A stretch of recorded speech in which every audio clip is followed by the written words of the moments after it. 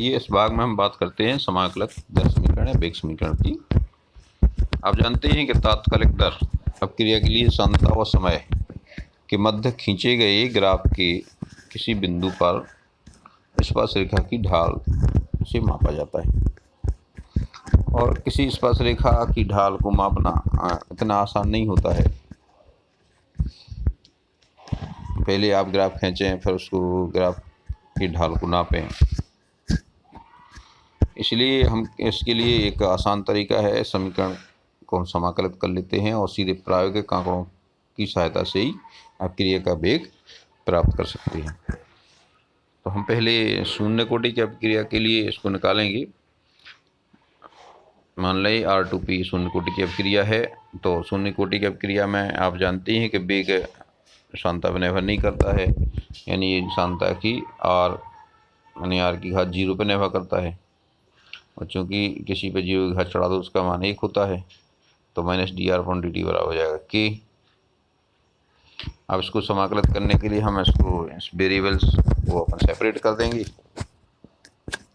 तो ये हो जाएगा dt को दूसरी तरफ ले जाएंगे तो हो जाएगा -dr बराबर k/dt, और उसको चिन्ह ऋण का गुणा करेंगे तो dr बराबर -k/dt हो जाएगा। अब हम इस समीकरण का दोनों तरफ से इसको समाकलित कर दें तो dr का समाकलन कितना हो जाएगा। आप पता है आपको कि एक का समाकलन करेंगे तो x के सापेक्ष तो x आता है, तो एक का समाकलन अपने r के सापेक्ष किया तो r आ जाएगा। और यहाँ पे k तो स्थिरांक है तो इसका कुछ होता नहीं है, तो k आपने लिख दिया जो कहते हैं। अब आप एक का समाकलन आपको t के सापेक्ष करना है तो यहाँ पे t आ जाएगा, तो ये हो जाएगा kt, और i आपका समाकलन स्थिरांक हो गया, तो ये हो जाएगा r बराबर -kt प्लस i।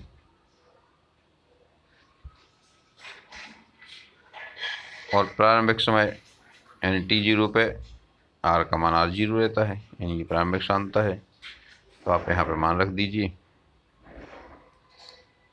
t बराबर 0 रखिए, यहाँ पर 0 रखेंगे तो ये पूरा पद 0 हो जाएगा, तो ये हो जाएगा r बराबर i, यानी यहाँ पे r क्या है, r0 है, तो ये r0 बराबर क्या हो जाएगा, i हो जाएगा। तो यहाँ पे समीकरण में हम जो r0 आया i की जगह पे r0 रख दिया, तो ये हो जाएगा r बराबर -kt प्लस r0। ये समीकरण 2 मान लीजिए इसको, यही समीकरण है। अब इस समीकरण को यदि हम सरल रेखा के समीकरण y बराबर mx से तुलना करें तो इसकी तुल्य आता है। आप यहाँ देखें कि r0 क्या है, प्रारंभिक सांद्रता तो स्थिर होती, ये तो हो गया स्थिरांक c के बराबर। अब यहाँ पे आपका t क्या है, बदल रहा है, ये बदलने वाला समय है, तो जी आपने स्वतंत्र चर x की जगह पर मान लिया। वही काय पे x पे y निर्भर करता है, यानी यहाँ पे t पे r निर्भर कर रहा है, तो r को अपन ने y की जगह मान लिया। अब बचा k माइनस की काय की जगह पे आ रहा, m की जगह पे आ रहा है। m क्या है, प्रवणता है, रेखा की प्रवणता या ढाल है, तो ढाल की जगह पे क्या हो गया, -k। तो यहाँ पे k बराबर माइनस ढाल, यानी k बराबर हो जाएगा -tan थीटा। यहाँ पे यदि हम ये वक्र निकालें तो इस तरह का आएगा, r0 तो c का मान हो गया, स्थिरांक का मान हो गया, और k इसका स्लोप हो गया, तो ये t समय पर सांद्रता इधर r हो जाएगी। यहाँ पे प्रारंभिक सांद्रता r0 है।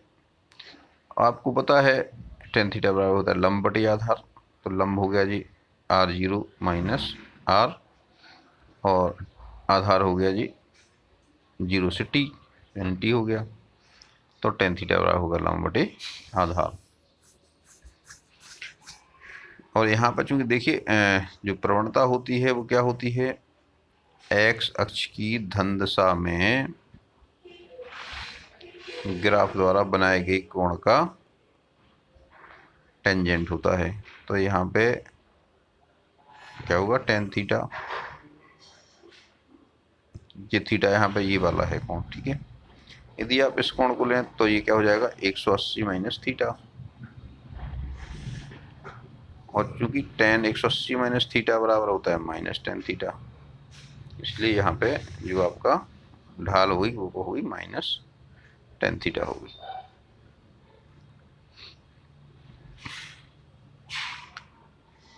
अब यहाँ बिल्कुल आपको पता ही है शून्य कोटि की क्रिया है, सांद्रण दर पर निर्भर नहीं करती है।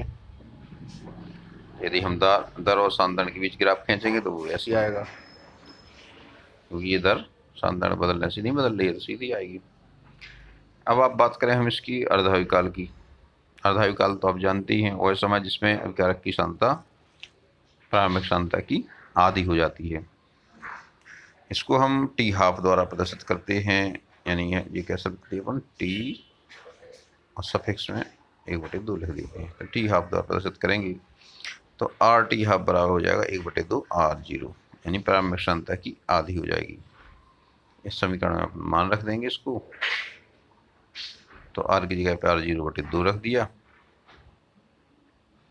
और टी की जगह पे टी हाफ रख दिया, और R0 तो है ही आपका। अब इसको हल कर लेंगे तो के टी को इधर ले आओ, के टी हाफ को, तो के टी हाफ बराबर R0 माइनस जी उधर पहुंच जाएगा,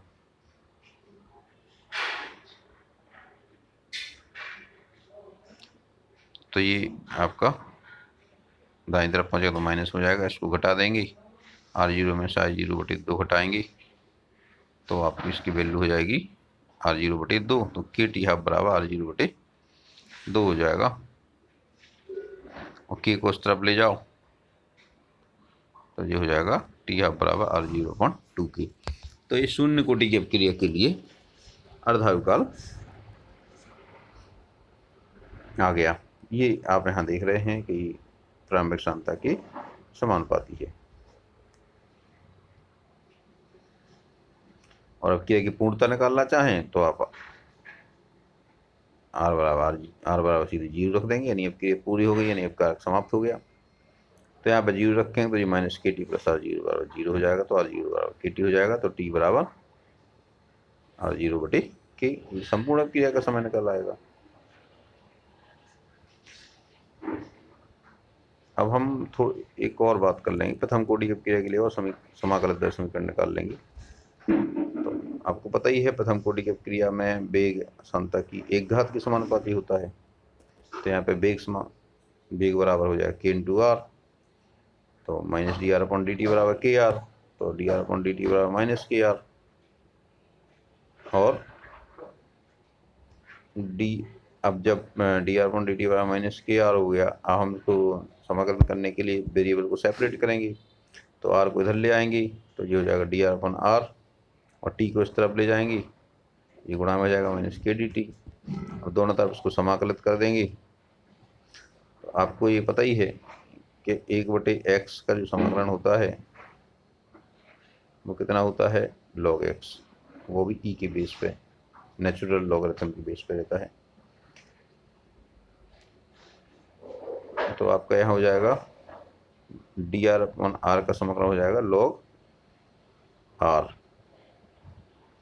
बराबर माइनस dt का 1 हो जाएगा, t हो जाएगा, तो kt प्लस i स्थिरांक हो गया।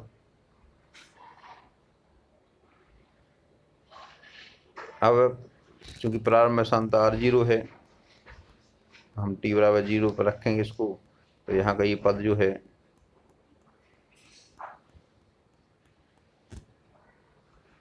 t वाला जो पद है ये 0 हो जाएगा, हम 0 रखेंगे तो log e R0 बराबर i हो जाएगा, तो इस स्थान का मान हो गया log e R0, यहाँ पर रख लेंगे log e r माइनस बराबर माइनस के T plus log e R0। इस समीकरण को 2 मान लेंगे हम। अब इसको व्यवस्थित कर लूँ, के टी इधर आ जाएगा, तो माइनस से इधर आएगा तो प्लस में आ जाएगा, log e R0 इधर प्लस में है ही, ये इधर पहुँचेगा तो ये माइनस में हो जाएगा। अब अगर माइनस में है तो लोग माइनस में कब आते हैं, जब भाग में हो, तो ये हो जाएगा कि बराबर टी इधर ले आएंगे, भाग बन जाएगा, तो 1/t log e R0/r, इसको समीकरण 3 मान लेते हैं। और अगर हम इसकी आधार को चेंज करें, यानी log ई के आधार को हमें 10 में बदलना है। तो log 10 में अगर आप चेंज करेंगे तो हमें क्या करना पड़ता है, आपको पता ही है, 2.303 से गुणा करना पड़ता है। और जो log 10 है उसको लिखा नहीं जाता अपन को, कुछ नहीं लिखा है तो मान लीजिए यहाँ पे आधार क्या है, 10 है। तो आपने यहाँ पे इसको 2.303 से गुणा कर दिया, तो ये मान हो गया k बराबर 2.303 बट्टी गुणे log r0/r। ये आपका प्रथम कोटि की अपक्रिया के लिए समाकलित दर समीकरण हो गया। अब प्रायोगिक कार्य के लिए हम समाकलित दर प्रारंभिक सांता निकालना कभी कभी संभव नहीं होता है। ऐसे में हम दो अलग अलग समय पर सांता निकाल लेते हैं। तो ऐसे में हम समीकरण को थोड़ा दूसरे प्रकार से निकाल सकते, जो प्रायोगिक कार्य के लिए लागू होता है। यहाँ पे हम समीकरण 2 से लेंगे, जहाँ पे हम समीकरण 2 में दो अलग समय रखेंगे, t1 और t2। यहाँ पे हम प्रारंभिक सांता ना रख करके और t1 t2 पर समय सांता रखेंगे। आपके यहाँ समीकरण नंबर 2 है, इससे देखिए यहाँ पे अपन एक बार t1 रखेंगे, दूसरी बार t2 रखेंगे। यहाँ पे r1, यहाँ पे r2 रखेंगे।